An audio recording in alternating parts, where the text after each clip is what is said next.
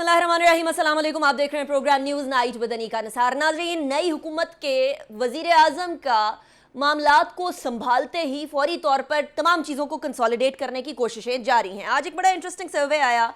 वो सर्वे जो है वो मैच नहीं करता वो जो पाकिस्तान तहरीक इंसाफ इतना जमने गफ़ीर इकट्ठा कर रही है। अभी पेशावर के अंदर भी उन्होंने एक जलसा करना है जो कि वज़ीर आज़म, साबिक वज़ीर आज़म इमरान खान साहब का पहला वो जलसा होगा जो कि उनके वज़ीर आज़म की नशिस्त से उतारे जाने के बाद होगा।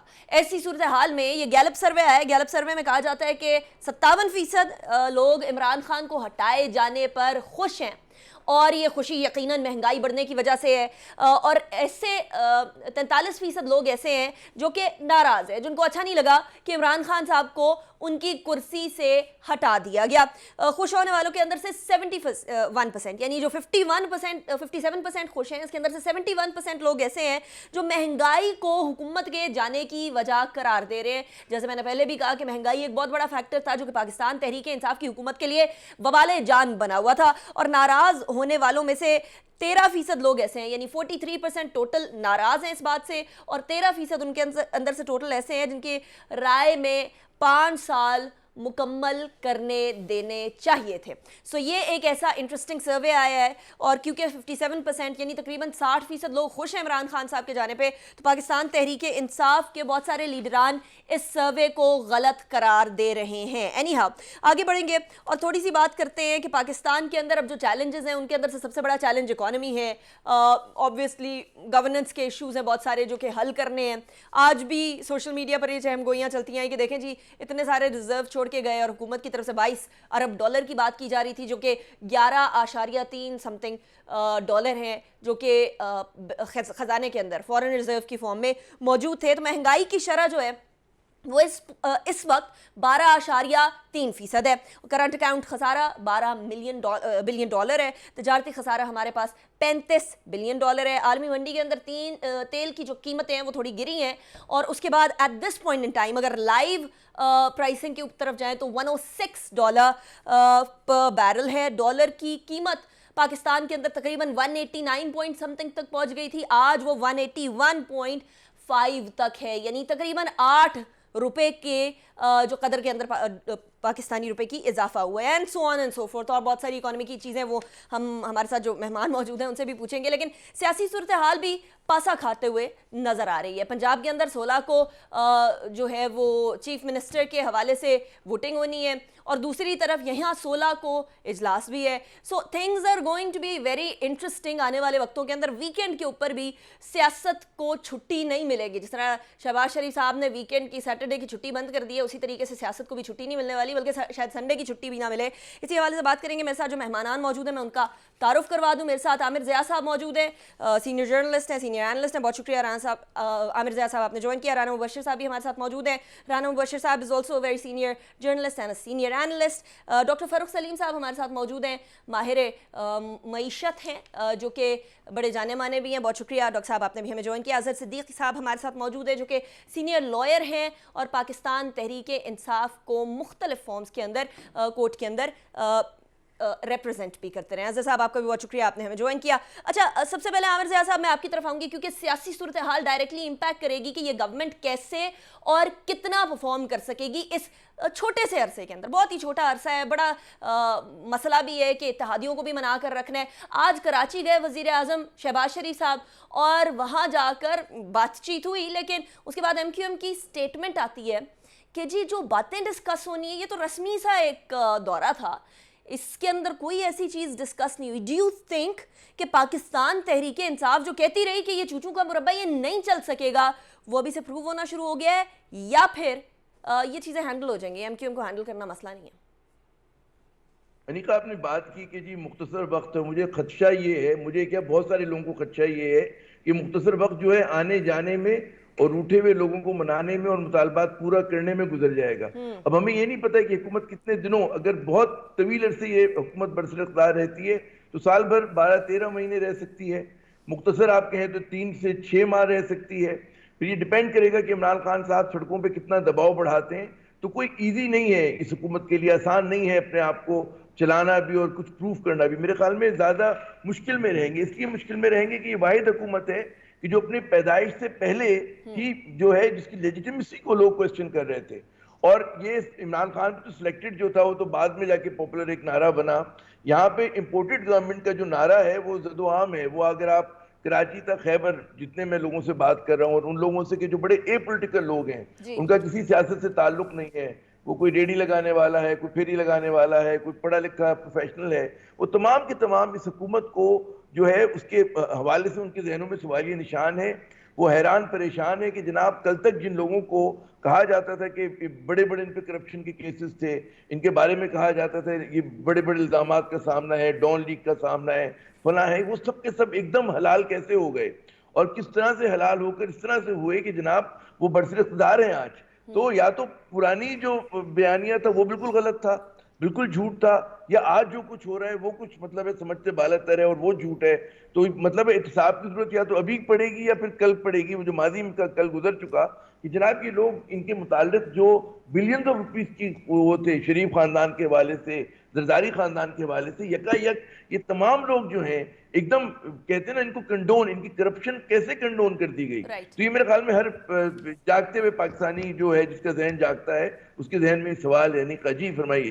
राइट। अच्छा राना साहब, ये सवाल तो बहुत सारे लोग पूछ रहे हैं, लेकिन प्रॉब्लम यहाँ आता है कि अब पता नहीं सिस्टम को ब्लेम करें, प्रोसिक्यूशन को ब्लेम करें, इल्ज़ाम लगाने वालों को ब्लेम करें, पॉलिटिकल विक्टिमाइजेशन का नाम दें, या फिर इस चीज़ का नाम दें कि यहाँ पावरफुल के हवाले से कभी जस्टिस नहीं होगा, जो गरीब होगा सिर्फ जस्टिस, सख्त जस्टिस जो है उसी के लिए होगा। किस चीज़ का नाम दें मुझे नहीं पता, बट यहाँ बड़ा सादा सा रूल है, इनोसेंट अंटिल प्रूवन गिल्टी। तो यहाँ तो शहबाज शरीफ साहब को कहाँ प्रूव किया किसी ने गिल्टी, फिर जरदारी साहब 11 साल जेल रहे, उनके खिलाफ क्या प्रूव हुआ, उसके बाद लैक ऑफ एविडेंस, आपको याद होगा जरदारी साहब के खिलाफ जो केस था उसके अंदर लैक ऑफ एविडेंस था, वो भी कुछ प्रूव नहीं हो सका। तो हम प्रूव भी तो नहीं कर पा रहे कुछ भी, और फिर हम कह रहे हैं कि इन लोगों के खिलाफ करप्शन के केसेस भी हैं। तो वो केसेस को या आर या पार भी तो करना इंपॉर्टेंट है ना, ताकि पता चले कि कॉन्विक्ट हैं या फिर सिर्फ इल्जाम है। देखिए, तकरीबन कोई 2.5 साल से मैं ये कहता रहा कि जनाब ये पीटीआई की जो हुकूमत है जब तक ये नेट रिजल्ट नहीं निकालेगी उस वक्त तक इश्यूज खड़े हो जाएंगे उसके लिए और एक सिचुएशन क्रिएट हो जाएगी उसके लिए। और वैसे ही हुआ, एक बहुत बड़ा नारा लेके आई पीटीआई, उन्होंने कहा जनाब हम अकाउंटेबिलिटी करेंगे। अकाउंटेबिलिटी आपने करने की कोशिश की, बट देन अगेन अगर आप इफ्स एंड बट्स में पड़ जाएं कि जी ये ऐसे नहीं था, ये वैसे था, और ये लेगुनास थे लॉ के अंदर और इसको हम हैंडल नहीं कर सके, and they are like other issues जिसकी वजह से नेट रिजल्ट नहीं निकल सका, तो I think nobody is going to buy that. The reason is you are in the government, you are in the corridors of power and you can pull the strings. अब वो कैसे करने हैं देखें। अगर आप कहें जी हमारे पास 2/3 मेजोरिटी नहीं थी तो लोग कहेंगे जनाब कि जो बिल पास करवाना होता था, जो यहाँ पे जो भी चीज पास करवानी थी और वो तो सेकंडों में हो जाता था। हाँ, आखिरी जो तकरीबन साल एक का जो अरसा था पीटीआई का, वो थोड़ा रॉकी सिचुएशन थी, वो एक रोलर कोस्टर था, क्योंकि पिंडी के साथ उनके हालात एज सच वो नहीं थे जो समझे जाते थे, जो यहाँ पहले 2 साल के अंदर 1.5 साल के अंदर थे वो वैसे नहीं रहे। और उसका एक क्लियर कट एक मैसेज जो है chief of army staff Bajwa साहब ने लम्स में लाहौर में एक स्पीच में उन्होंने उसका जिक्र भी कर दिया कि जनाब जो लोग समझते हैं कि I am calling the shots, I am not, उनको पता चलना चाहिए इमरान खान साहब क्या चीज है। बट एनीवे नेट रिजल्ट नहीं निकला, और नेट रिजल्ट अगर निकल आता तो मेरे ख्याल में बहुत बेहतर होता और आज बड़ी सॉलिड पोजीशन होती इमरान खान साहब की। अभी भी जैसे भी आमिर कह रहे हैं, आई एग्री विद हिम, अगर यही टेम्पो लेके इमरान खान साहब स्ट्रीट्स पे चलते रहे और 3-1 महीने भी अगर इसको खींच गए अगर ये इस टेम्पो को, तो मेरे ख्याल में वो एक वेव क्रिएट कर लेंगे और एक बड़ी अच्छी वेव क्रिएट कर लेंगे। बट मेरे ख्याल में इतना लंबा अरसा खींचना, इतना लंबा अरसा स्ट्रेच करना एक बहुत टीडियस जॉब होगा, बड़ा मुश्किल काम होगा, क्योंकि अब ना तो जहांगीर तरीन साहब साथ हैं, ना कोई और साथ है, ना अलीम खान साहब साथ हैं, तो एक मुश्किल है।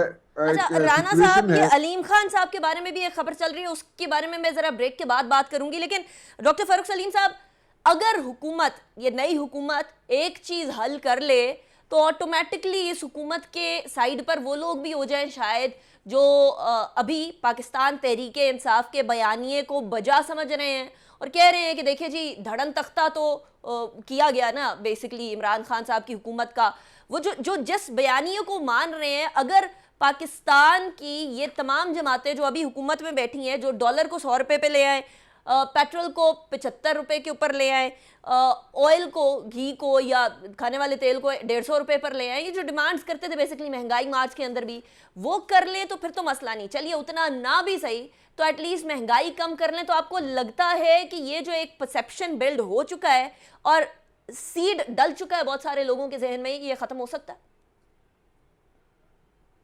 देखिए निका, पहली बात तो आपने बयानिए का जिक्र किया।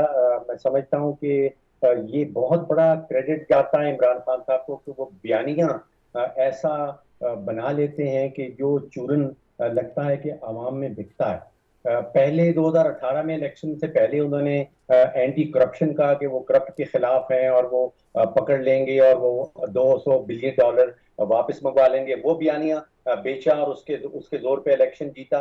3.5-4 साल के बाद पता चल रहा है कि वो सिर्फ बयानिया था, उसके ऊपर कोई रिजल्ट हासिल नहीं कर सके। अब जो बयानिया बेचने की कोशिश की जा रही है वो इंतहाई खतरनाक बयानिया है। एक तो वो पाकिस्तान खिलाफ बयानिया है, आप सोचिए, वो अदलिया खिलाफ बयानिया भी है, वो फौज के खिलाफ बयानिया भी आ रहा है, वो मगरिब के खिलाफ बयानिया है, वो अमरीका के खिलाफ बयानिया है, और वो मेजॉरिटी जो पाकिस्तान के वोटर्स हैं उनके खिलाफ भी वो बयानिया है। 2018 में अगर आप वोट काउंट देखें तो तकरीबन 3.5 करोड़ वोट जो है वो नॉन पीटीआई जमातों को डाला गया था। कोई 1 करोड़ और 60 लाख वोट थे जो पीटीआई को डले। अब वो ये कह रहे हैं कि जो पीटीआई के साथ नहीं है वो गद्दार है, जो पीटीआई के साथ नहीं है वो गलत रास्ते पे चल रहा है। देखिए, ये अमेरिका खिलाफ बयानिया जो है ये आप समझ लीजिए कि जो सबसे बड़ी एक्सपोर्ट मार्केट है पाकिस्तान की वो अमेरिका है। इस वक्त हमारी कोई 6 से 7 बिलियन डॉलर का एक्सपोर्ट जो है वो अमेरिका करती है, टेक्सटाइल रिलेटेड है। अब टेक्सटाइल रिलेटेड जो अवाम पाकिस्तानी मुलाजमत करते हैं टेक्सटाइल सेक्टर में, वो 3 से 3.5 करोड़ पाकिस्तानी हैं। अब या तो उनके घर में जो चूल्हा चल रहा है उस एक्सपोर्ट की बुनियाद के ऊपर आप उसको गिराने की कोशिश कर रहे हैं सिर्फ इसलिए कि आपको 4 वोट मिल सके, कि आपका सियासी बयानिया चल सके। तो ये बहुत खतरनाक बयानिया है जो इम्पोर्टेड गवर्नमेंट का बयानिया है। इसके पीछे भी आप समझिए कि मन गढ़ंत कहानियां हैं। आप ये कह रहे हैं कि जो 200 के करीब एमएनएस हैं जो कि पीटीआई के हक में नहीं थे, जो गिने गए, वो सारे के सारे जो हैं वो पाकिस्तान के गद्दार हैं। अब ये कहा जा रहा है कि वो सारे के सारे इंपोर्टेड हैं। सिर्फ वो जो पीटीआई के साथ रह गया है वो इंपोर्टेड नहीं है, वो पाकिस्तान का बयानिया। अच्छा, ये हम लोग unfortunately, I am sorry, I am cutting you short doctor साहब, अनफॉर्चुनेटली हमारे यहाँ गद्दारी के सर्टिफिकेट तो बड़े पहले से बिकते हैं ना, एक मजहब की बेसिस के ऊपर और एक वफादारी मुल्क के साथ, इसके बेसिस के ऊपर हम लोग बड़े सर्टिफिकेट मानते हैं। लेकिन आपने एक बयानिए की बात की, अजहर साहब मैं आपकी तरफ आऊँगी। एक बयानिया, और ये जब पाकिस्तान मुस्लिम लीग नून किया करती थी, मैं तब भी यही सवाल किया करती थी कि कॉन्स्टिट्यूशन ऑफ पाकिस्तान सेफगार्ड करता है जुडिशरी को और आर्म्ड फोर्सेस को कि उनके खिलाफ, उनके मुखालिफ बयानिया या उनके खिलाफ बात ना की जाए, उनके खिलाफ हर्जासराई ना की जाए। लेकिन यहाँ एक बयानिया बिल्ड होते हुए हमें नज़र आ रहा है, जिसके ऊपर फॉर्मेशन कमांडर्स की जो मीटिंग हुई थी उसके अंदर भी बात हुई कि एक सिस्टमैटिक चीज़ नज़र आ रही है उन फौज को भी और इस्टेब्लिशमेंट को भी। तो अजहर साहब, कानूनी तौर पर क्या चाराजोई होती है अगर कोई इस तरह से बयानिया बनाई है? आई डोंट से कि पाकिस्तान तहरीक इंसाफ की लीडरशिप इसको कह रही है कि बयानिया बनाए या वो सपोर्ट कर रही है, लेकिन जो फॉलोअर्स इस तरह का बयानिया बना रहे हैं उनके ऊपर क्या कानूनी चाराजोई होती है? बहुत शुक्रिया अनिका। ये तारीख कोई ज्यादा पुरानी नहीं है, पिछले 6 साल से आप देख लें तो आपको समझ आ जाएगा। ये जो बयानिया आज भी ट्रांसफॉर्म हो गया है, ये हमने देखा वोट को इज्जत दो, ये 5 जजेस गुजरांवाले के जलसों के अंदर मियां नवाज शरीफ की तकारीर, बराह रास्त एवरीबॉडी, हर किसी ने देखा। और ये नहीं कि नहीं, और मैं तो पिछले 15 साल से ये कोशिश कर रहा हूं कि हेट स्पीच को किसी तरह से रेगुलेट कर लिया जाए, एंड आई एम अनसक्सेसफुल। मैं आपको साफ बता रहा हूं। और ये कुछ यानी ये फंडामेंटल राइट है, आर्टिकल 19 के पैरामीटर पढ़कर देख लें। हम समझते हैं फ्रीडम ऑफ स्पीच है, लेकिन जो राइटर लगे हुए हैं उन राइटर को नहीं देख सकते। मेरी इस बारे में बहुत सी पिटीशनें FI में पड़ी हैं, हाई कोर्ट में पड़ी हैं। अपना आपको याद होगा कि 3 जो है ना स्टॉलवर्ट अगर कहें उनके, या मान लें उनके कदावर शख्सियात, निहाल हाशमी, दानियाल अजीज, तलाल चौधरी, तौहीन अदालत में सजा में घर गए। फिर उन्होंने गुजरांवाला का अगर आपको जलसा याद हो, जो लफ्ज इस्तेमाल किए सफदरवान ने और जिसने, लेकिन अब जो आए ना, देर आए दुरुस्त आए। ये इस तरह का जो फॉर्मेशन का, आप पीछे चले जाएं, PTM के बारे में आसम सलीम बाजवा साहब ने कितने सबूत दिखा दिए, हर चीज बता दी है। हैंडलर कहां से थे, किधर से आ रहा था। हमने एक एग्जांपल अली जफर की भी देखी कि अली जफर के अगेंस्ट डेफेमेशन की, क्रिमिनल डेफेमेशन की कंप्लेन, ये कैंपेन चली, अकेला लड़ा, आपका कोई दायरा नहीं आया। और यही जो लोग आज जो पाकिस्तान मुस्लिम लीग नून के साथ जो लोग खड़े हैं, ये सारे उस तरफ खड़े थे। ये रिकॉर्ड की बातें हैं। और रिसेंट देख लें आप कि इस गवर्नमेंट ने, जाने वाली गवर्नमेंट ने एक अच्छा काम किया, पीका ऑर्डिनेंस में तरमीम की, सेक्शन 20 में नेचुरल पर्सन के हवाले से चीजें ठीक की, सजा 5 साल की। क्या हुआ?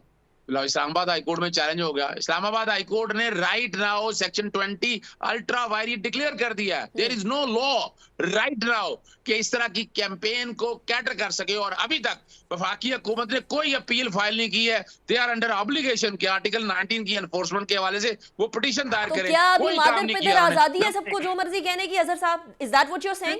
मैंने तो बताने हैं, हकायक बताने हैं। जहां तक पैमरा है, पैमरा बुरी तरह फेल हो चुका है, पैमरा भी इसका नफाज नहीं कर सका। आपके चैनल्स पे इस तरह की बातें होती हैं, मैं तो आपको सबूत दे सकता हूं कि मुख्तलिफ कंप्लेंटें फाइल करके बहरहाल तंग आगे मैं लाहौर हाईकोर्ट में पिटीशन दायर की हुई है, और इस्लामाबाद हाईकोर्ट में पीका के हवाले से मैंने पिटीशन दायर की है। अब क्या है, एक ऑर्डिनेंस के जरिए किया, ऑर्डिनेंस भी लैप्स होने वाला है। मौजूदा हुकूमत के पास मेजोरिटी मौजूद है, फौरी तौर पर बैठे और बैठकर एक कानून साजी इस हवाले से बड़ी वाज़ेह तौर पर कानून साजी होनी है, इसकी बात भी करते हैं। अजहर साहब जरा मुझे ब्रेक की तरफ जाने दीजिएगा। कानून साजी तो होनी है, और उस कानून साजी के अंदर अनफॉर्चुनेटली पाकिस्तान तहरीक इंसाफ हिस्सा नहीं होगी, कुछ उन्होंने इस्तीफा दे दिया। अब इस्तीफा देने के बाद की क्या सूरत हाल होगी? एक क्राइसिस बन सकता है अगर हर जगह इस्तीफा दे दिया, ना इस्तीफा दिया तो आधे तीतर आधे बटेर, क्या होगा? What is going to happen? एक ब्रेक के बाद।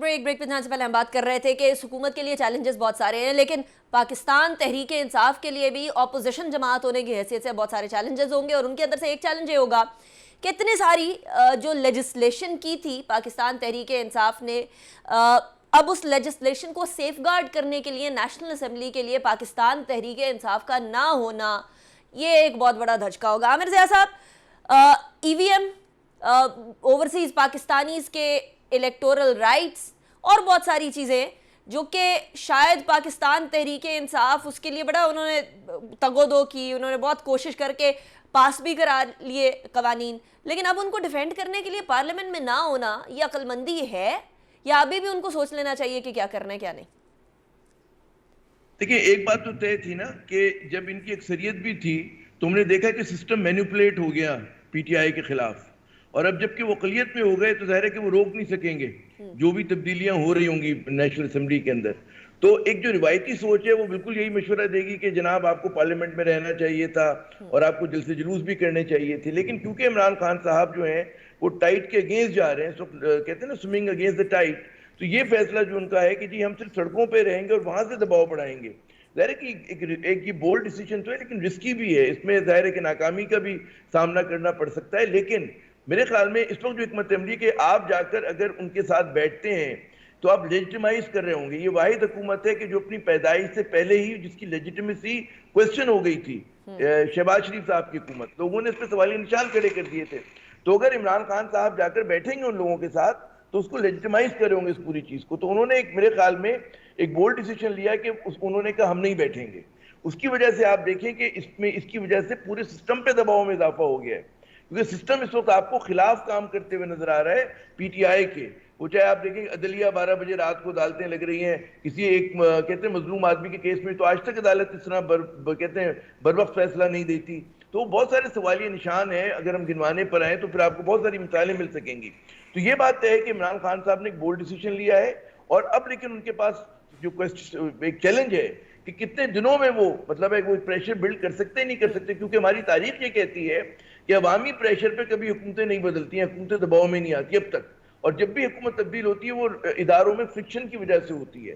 तो इमरान खान पहली मरतबा बगैर किसी सपोर्ट कर बिल्कुल सब कुछ छोड़कर वो मैदान में आए हैं, सिर्फ पब्लिक सपोर्ट पर आए। जो उनपे लोग उनपे इल्जाम लगाते थे सिलेक्टेड का, वो भी मेरे ख्याल में अब जो है उसको भी वो रद्द कर रहे हैं। तो मेरे ख्याल में एक बोल्ड डिसीजन है, आप इसको बहुत लाइटली नहीं ले सकते, क्योंकि बयानिया इस वक्त वही तय कर रहे हैं, आप माने ना माने। मतलब है कि इस वक्त जो है शहबाज शरीफ साहब बैकफुट के ऊपर हैं, और ये बात जो बाज लोग कह रहे हैं ना कि तासुर के जी इमरान खान साहब जो इन इदारों के खिलाफ जो है वो उन्होंने कैंपेन का आगाज किया। मेरे ख्याल में मेरी तो इमरान खान साहब से उनकी जाने से 6 दिन पहले भी हमारी बात हुई थी, 5 दिन पहले कुछ साथियों के साथ, और वो आउट द रिकॉर्ड ब्रीफिंग थी। उन्होंने बिल्कुल वाज़ेह तौर पे कहा था कि जी हम किसी भी किस्म के कैंपेन का हिस्सा नहीं है आर्मी के साथ। आज मेरी कुछ कराची में पीटीआई के सीनियर 3 लोगों से बात हुई, उनके सोशल, वो कहते जी हम लोग एक कहते हैं ऑर्गेनिक तरीके से अगर कोई एहतजाज कर रहा है पार्टी की क़यादत से, बिल्कुल ये मुख्तलिफ सूरत हाल है कि जिसमें नवाज शरीफ साहब की वो रिकॉर्डिंग आज भी हमारे सामने की जिसमें वो नाम लेकर जनरल बाजवा लीडरशिप की तरफ से कुछ नहीं किया जा रहा है, इन अदर वर्ड्स कर रहे हैं, कुछ नहीं किया, नहीं पार्टी की तरफ से भी कुछ नहीं हो रहा, पार्टी की तरफ से भी कुछ नहीं हो रहा। ये जो प्रोपेगेंडा है ये टोटली अनलाइक PMLN के मरियम साहिबा, नवाज शरीफ साहब और जो भी उनके कच्चे चट्टे थे, जिस तरह से वो बात किया करते थे, ऑफ द रिकॉर्ड भी करते थे, ऑन द रिकॉर्ड है, वो तो रिकॉर्डिंग्स मौजूद हैं। मगर यहाँ पर आप मुझे बताएं कि पीटीआई ने एक लफ्ज भी अगर बोला हो, कोई बात नहीं, अनलेस ऐसा पॉइंट नोटेड, बट अनलेस और अनटिल, जहां अचकज़ई साहब का एक ट्वीट है, अनलेस और अनटिल वो ट्वीट सच साबित ना हो कि वाकई में कहीं से जो है वो डायरेक्शन दी जा रही थी, अनलेस और अनटिल वो ट्वीट सही साबित नहीं होता, ये ऑडियो नहीं। देखो अभी एक अनीता 5-6 लोगों को पकड़ा था ना भी FIA ने, उनको छोड़ दिया। क्यों छोड़ दिया? इनके सोशल मीडिया एक्टिविस्ट को पकड़ा था, छोड़ दिया उनको, क्योंकि उनके ऊपर कुछ था ही नहीं। राइट, ठीक है। अच्छा राना साहब, अब पंजाब KP के इधर कश्मीर के अंदर भी न्याजी साहब के खिलाफ vote of no confidence within the party, Tanveer Ilyas साहब अब सामने आ गए और बड़े स्ट्रॉन्ग कैंडिडेट के तौर पर सामने आए हैं as the prime minister of Azad Jammu और कश्मीर। तो ये खलबली अब ट्रिकल डाउन इफेक्ट इसका होगा फेडरल गवर्नमेंट को छोड़ने के बाद, उसके बाद ऑपोजिशन को छोड़ने के बाद पंजाब के अंदर एंड KPK के अंदर। एंड इसके साथ एक और चीज़ को नथी भी कर लें, अलीम खान साहब और हमजा शहबाज साहब के आपस में कुछ तनाव की खबरें भी गर्दिश कर रही हैं, और जिन सहाफ़ी ने दी हैं वो डटे हुए इस बात पे। अच्छा देखिए, पहले मैं वहां पे चला जाता हूँ पंजाब में, और वहां पे ये जो खबरें आ रही है ना कि अलीम खान की और हमजा की वहां पे कोई यहाँ पे हुई है, आपस में कोई गड़बड़ हुई है, कोई गड़बड़ नहीं हुई। अच्छा। एक्चुअली वहां पे एक्चुअली जो होता है, जो जिस तरीके से पंजाबी लोग बैठे ज्यादातर यहाँ पे, उनको समझ आती है कि जरा थोड़ी सी करख्त लैंग्वेज है, और एक हम बोलते भी हैं तो ऐसे लगता है जैसे पता नहीं एक दूसरे को इट्टा मार रहे हैं ऐसी, लेकिन बट देन अगेन हम थोड़ा सा बोलते इस तरीके से कि ऐसे लगता है कि हम लड़ाई झगड़ा कर रहे हैं, बट देन अगेन कोई लड़ाई झगड़ा नहीं है उनका आपस में। अच्छा। उनके ताल्लुकात बिल्कुल ठीक है, अलीम खान साहब के भी मैं और इसको खबर समझूं राना साहब? मेरे ख्याल में आप इसको ऑथेंटिसिटी समझे कि उनके ताल्लुकात कोई खराब नहीं है, ऑथेंटिक समझे। अच्छा, दूसरी बात यह है कि आप जरा कश्मीर की तरफ चले जाएं। आप कह रहे हैं फॉल बैक की बात कर रही हैं, आपके एक दफा फेडरल गवर्नमेंट के फॉल हुआ है, तो उसके बाद जनाब सारे वन आफ्टर द अदर जो भी थी वो इफेक्ट करेंगी, जब चाहे प्रोविंस में हो चाहे AJK में हो। यस, डेफिनेटली करेंगी, और उसका हीट फेस करनी पड़ेगी PTI को। दैट्स अ रियलिटी चेक, इसमें कोई रॉकेट साइंस नहीं है, बिल्कुल हीट फेस करनी पड़ेगी। बट देन अगेन मैं बार बार इस चीज पे स्ट्रेस कर रहा हूं कि अगर इमरान खान साहब 8 हफ्ते से ज्यादा 3 महीने तक भी अगर ये स्ट्रीट पावर जो है, जिस तरीके से उनके साथ स्ट्रीट पावर है, और उसको अगर ये टैप कर सके और मोमेंटम कायम रख सके, तो then it's going to be a serious situation for the sitting government. Right. और वो इस गवर्नमेंट जो है ऑलरेडी एक जिटरी सिचुएशन में है, ये जिटरी है। बट देन अगेन अगर ये टेम्पो कायम रहा डिस्पाइट द फैक्ट कि उनको उस तरीके से कवरेज नहीं मिल रही पीटीआई को या इमरान खान को, बट देन अगेन अगर मोमेंटम कायम रख चले सके 8 इमरान हफ्ते से खान 3 साहब। महीने तक का मोमेंटम। मुझे ब्रेक की तरफ जाना है राना साहब, उसके बाद मैंने डॉक्टर फारूक सलीम साहब और रजा साहब की तरफ भी जाना है। Economy and legalities of the days coming in the future, near future, after break.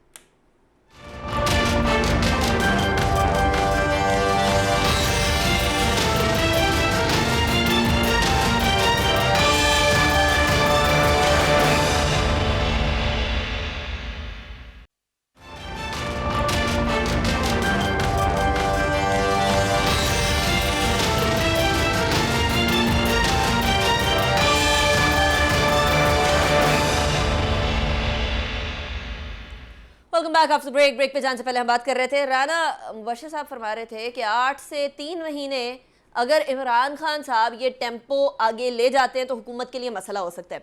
इसका मतलब ये है डॉक्टर फारूक सलीम साहब के इकोनॉमिकली मामलात को सही करने का, क्योंकि जो सर्वे आया है इसके अंदर भी जो खुश हो रहे हैं लोग, उनके अंदर सिर्फ 71% लोग ये सोचते हैं इमरान खान साहब की गवर्नमेंट इसलिए गई है कि उस महंगाई बहुत ज़्यादा थी और आम आदमी को 2 वक्त की रोटी चाहिए होती है और उसकी ज़िंदगी का मयार बेहतर हो, उसको सबसे ज़्यादा इम्पोर्टेंट उसके लिए ये होता है। आपको लगता है कि 8 हफ्ते से 3 महीने के दौरानिए के अंदर ये गवर्नमेंट और शहबाज शरीफ साहब, जो किसी ज़माने में पंजाब स्पीड के नाम से चाइना के अंदर भी मशहूर थे, अब वो पाकिस्तान स्पीड की बात कर रहे हैं, आज जो उनके कराची जाते हुए तस्वीर भी आई जहाज़ की, उसके अंदर भी वो काम कर रहे थे, मिफ्ता इस्माइल साहब भी साथ बैठे हुए थे, वो इकोनॉमी को सही कर सकेंगे या matters are way too bad to fix them in 3 months? देखिए अनिका, अभी जो रद्द-ए-अमल बिजनेस कम्युनिटी की तरफ से, जो सरमायाकार कम्युनिटी है, जो ताजिर बरादरान है, उनकी तरफ से जो पहला रद्द-ए-अमल सामने आया है पिछले 24 घंटों में समझ लीजिए, 36 घंटों में समझ लीजिए, उसके 2 बड़े इशारे हैं। एक तो स्टॉक मार्केट जो है वो बड़ी तेजी से बढ़ी है। आपने देखा कि वो पहले दिन 1700 पॉइंट बढ़ी थी। अब 1700 पॉइंट कह देना आसान है, लेकिन उसकी जो मालियत बनती है वो तकरीबन $2 बिलियन की बन जाती है, जिसका मतलब ये है कि पाकिस्तान स्टॉक एक्सचेंज की जो वैल्यू है वो $2 बिलियन से बढ़ गई थी सिर्फ एक ही दिन के अंदर। फिर रुपया, जैसे आपने भी शायद शुरू में कहा कि 7 या 8 रुपए, मैं समझता हूँ 5-6% जो है उसमें ताकत आ गई है डॉलर के सामने। तो ये पहले 2 इशारे जो हैं ये तो बड़े मस्बत हैं बिजनेस कम्युनिटी की तरफ से। उनको शायद महसूस हो रहा है कि जैसे वो कहते हैं ना कि ब्रेथ ऑफ फ्रेश एयर, एक वो हवा का एक ताजा झोंका महसूस कर रहे हैं, उनको कोई उम्मीद की किरण नजर आ रही। अब गोइंग इनटू द फ्यूचर या इमीडिएट फ्यूचर, माशी हालात जो हैं वो सिचुएशन निहायत संगीन है, बल्कि बहुत हद तक मैं कहूँगा कि खतरनाक है। शायद इतने बड़े माशी चैलेंजेस किसी भी हुकूमत ने 74 साल माशी तारीख में फेस नहीं किए होंगे। और 2 सबसे बड़े चैलेंजेस हैं। एक तो महंगाई का इशू है। पिछले 3 साल से बेतहाशा चीजें ऐसी हैं जो आम आदमी का इस्तेमाल करता है, जिसमें आटा है, चीनी है, बिजली है, पेट्रोल है, उनकी कीमत में 100% इजाफा आया। 3 सालों में 100% इजाफा आया। और दूसरा जो सबसे बड़ा चैलेंज है वो जो फॉरेन करेंसी का फुकदान सामने है, जिस तेजी से डॉलर जो है वो खत्म हो रहे हैं स्टेट बैंक के पास, वो एक हुकूमत के लिए बहुत ही बड़ा चैलेंज होगा। अभी हमने देखा कि कल आपने पढ़ा होगा कि श्रीलंका ने डिफॉल्ट कर दिया है, वो अपने बैरूनी कर्जाजात जो है नहीं दे पा रहा है। अगर पाकिस्तान के अंदर हमने माशी सिमत को बदला नहीं, अगर वो कोर्स करेक्शन नहीं होती, तो आप समझिए कि 5-6 महीने पहले जहां श्रीलंका खड़ा था, आज पाकिस्तान वहां पे खड़ा है। डॉक्टर साहब, you very rightly pointed out, और सिर्फ मामला इधर नहीं, वो लेबनान के अंदर हम लोग देख रहे हैं, वहां भी सूरत हाल इसी तरह की, उनके अब पैसे का कोई कदर नहीं। अफगानिस्तान के अंदर वॉर के बाद की सूरत हाल, so it's a very dire situation right now. लेकिन अजहर साहब, इंतखाबात के आने तक पाकिस्तान तहरीके इंसाफ आपकी नज़र में लीगली क्या क्या तरीकाकार इस्तेमाल कर सकती है इस गवर्नमेंट को मसाइल में डालने के, और क्या क्या तरीकाकार हो सकते हैं कि जो वो लेजिस्लेशन करके गए या जो चीज़ें वो ओवरसीज पाकिस्तानीज और ईवीएम के हवाले से करके गए उनको सेफगार्ड कर सकें?